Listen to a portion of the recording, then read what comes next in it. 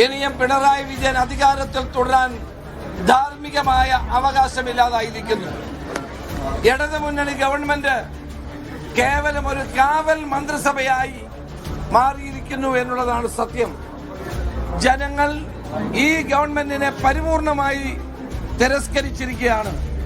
ഇത് 2026 നിയമസഭാ തെരഞ്ഞെടുപ്പിന് മുന്നോടിയായി നടന്ന തെരഞ്ഞെടുപ്പാണ്. ഇത് സെമി ഫൈനലായിരുന്നു. ഈ സെമി ഫൈനലിൽ UDF വിജയിച്ചു.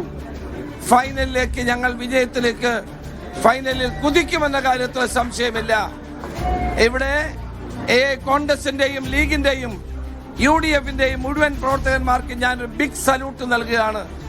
നേതാക്കളും പ്രവർത്തകരും എല്ലാവരും ഒരു മനസ്സോടെ പ്രവർത്തിച്ചതിന്റെ വിജയമാണ് നിലമ്പൂരിൽ ഉണ്ടായിരിക്കുന്നത്. ഈ വിജയം ജനാധിപത്യത്തിന്റെയും മതേതരത്വത്തിന്റെയും വിജയമാണ്. ഒരു കാര്യം കൂടി വ്യക്തമാക്കിയിരിക്കുന്നു. കേരള രാഷ്ട്രീയത്തിൽ BJP ഒരു എടുക്കാച്ചരക്കാണ് എന്ന് കൂടി ഒരിക്കൽ കൂടി തെളിയിച്ചിരിക്കുകയാണ്. BJPക്ക് ഒരു സ്ഥാനവും കേരള രാഷ്ട്രീയത്തിൽ ഇല്ല എന്ന് തെളിയിച്ചിരിക്കുകയാണ്.